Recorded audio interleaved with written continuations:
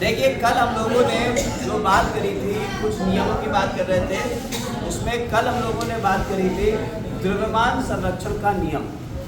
आज हम लोग उसी नियम को आगे बढ़ाने जा रहे हैं, एक और नियम जोड़ रहे हैं, लॉ ऑफ कांस्टेंट प्रोपोर्शन यानी स्थिर अनुपात का नियम।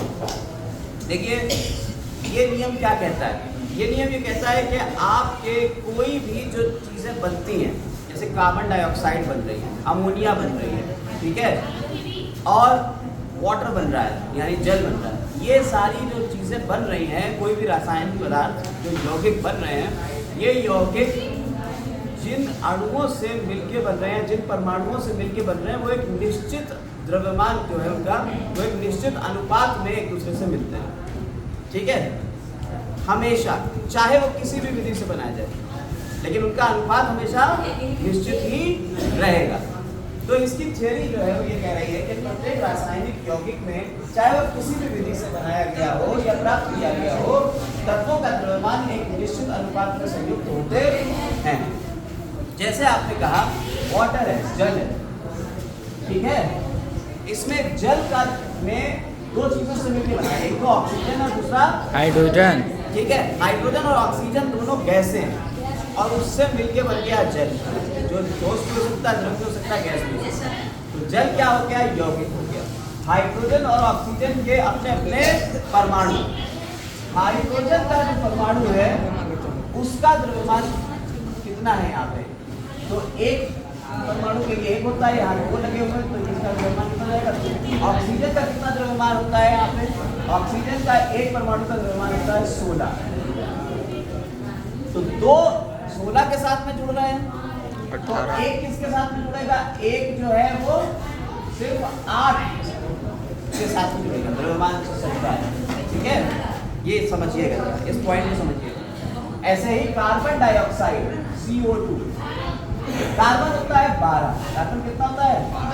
12, इसका परमाणु का द्रव्यमान संख्या होती है 12। ऑक्सीजन की अभी हमने बताई एक की तो 16 है, तो ये कितना हो जाएगा टोटल? 32 हो जाएगा। इसको किस अनुपात में होगा?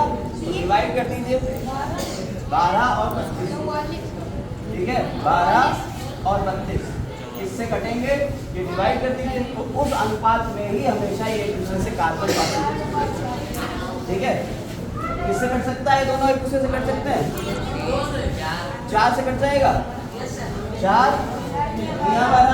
4 8 3 अनुपात 8 का अनुपात रहेगा, कार्बन और ऑक्सीजन इस सरल अनुपात में रहेंगे, द्रव्यमान से द्रव्यमान हमेशा ये इसी अनुपात में एक दूसरे से मिलेगा। आप देखिए इसके अनुपात में तो है, ठीक है, 4 से 1 कट जाएगा, 4 से 1 कट जाएगा, पता गया। तो ये अब कार्बन डाइऑक्साइड कैसे भी बनाई जा रही है, इससे कोई लेना देना नहीं है कि आपने पेट्रोल जलाया है तो कार्बन डाइऑक्साइड बनी, डीजल जलाया है तो कार्बन डाइऑक्साइड बनी, कोयला जलाया है तो कार्बन डाइऑक्साइड बनी, कागज जलाया है तो कार्बन डाइऑक्साइड बनी, वो हमेशा इसी निश्चित अनुपात में एक दूसरे से जुड़ेंगे। ऐसे ही पानी है, पानी भी हमेशा 1:8 के अनुपात में ही एक दूसरे से जुड़ेगा। अभी पानी कैसे भी आया हो, चाहे बारिश से पानी आया है, चाहे आपने कुएं से पानी निकाला है, चाहे नाली का पानी आपने देखा है, चाहे समुद्र का पानी देखा है आपने, चाहे नदी का पानी देख लीजिए, तो कहीं का भी पानी होगा उसमें अनुपात 1:8 का ही अनुपात रहेगा हाइड्रोजन और ऑक्सीजन के बीच में, ठीक है, समझ में आ गई बात? यही बात यहाँ लिखी हुई है कि प्रत्येक रासायनिक यौगिक, ये सब यौगिक है, ये चाहे किसी भी विधि से बनाया या प्राप्त किया गया हो, चाहे कैसे भी प्राप्त किया गया हो, तत्वों के द्रव्यमान एक स्थिर या निश्चित अनुपात में ही संयुक्त होंगे। ये द्रव्यमान जो है एक निश्चित अनुपात में ही संयुक्त होंगे। कभी भी जल में ये नहीं होगा कि 5 इसका हो जाए और 3 इसका हो जाए, ऐसा नहीं हो सकता, हमेशा 1:8 के अनुपात में ही जब मिलेंगे तो जल बनेगा, वरना कभी जल नहीं बन सकता। समझ में आई बात है? ये बात क्लियर हो गई? अब इसके ऊपर एक क्वेश्चन, अब इसके ऊपर क्या है? क्वेश्चन। ये क्वेश्चन यहाँ लिखा हुआ है, इसको आप पढ़ेंगे। क्या लिखा हुआ है? लिखा है हाइड्रोजन एवं ऑक्सीजन द्रव्यमान के अनुसार 1:8 के अनुपात में सहयोग करके जल निर्मित करते हैं। अभी ये बात पता चल गई। कह रहे तो फिर 3 ग्राम हाइड्रोजन गैस के साथ पूर्ण रूप से सहयोग करने के लिए कितने ऑक्सीजन द्रव्यमान की आवश्यकता हो, तो 1 ग्राम के लिए कितना चाहिए? 1:8 है। तो 1 ग्राम हाइड्रोजन के लिए कितने चाहिए है? 8 ग्राम ऑक्सीजन चाहिए। 1:8 है तो 8 ग्राम ऑक्सीजन चाहिए, है ना? 8 ग्राम। हाँ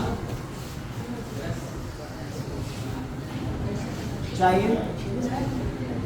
तो फिर क्या कह रहा है कि 3 ग्राम हाइड्रोजन के साथ, अब इसे 3 कर दोगे, 3 ग्राम हाइड्रोजन के साथ करने के लिए कितना हो जाएगा? तो 3 गुणा 91 8, एक के लिए 8 चाहिए, तो 3 के लिए कितना? 8 से मल्टीप्लाई कर दो, ठीक है? कितना होगा? 24 ग्राम ऑक्सीजन, ठीक है? 24 ग्राम ऑक्सीजन की आवश्यकता होगी। समझ में आ गई बात है? नहीं तो ये क्या हो गया? ये निश्चित अनुपात है, उसी से हमें पता चल गया कि भाई एक 8 के साथ कर रही है, 1 ग्राम हाइड्रोजन 8 ग्राम ऑक्सीजन के साथ कर रही है, तो 3 ग्राम कर दोगे तो कितना होगा? इसका 3 गुना कर दोगे। 4 ग्राम हो जाएगा तो ये कितना हो जाएगा? इसका 4 गुना कर दोगे। सिंपल ही तो बात है। समझ में आई बात है? नहीं तो इस रेशियो में ही हमेशा एक दूसरे से जुड़ेगा, कोई दिक्कत इसमें? ये है लॉ ऑफ कांस्टेंट प्रोपोर्शन, यानी निश्चित अनुपात का नियम या स्थिर अनुपात का नियम। ये हमारा एक नियम खत्म होता है यहाँ पे। अब हम लोग जो अगली वीडियो में बात करेंगे वो है डाल्टन के सिद्धांत की। तो डाल्टन का जो परमाणु सिद्धांत है उसके ऊपर चर्चा करेंगे।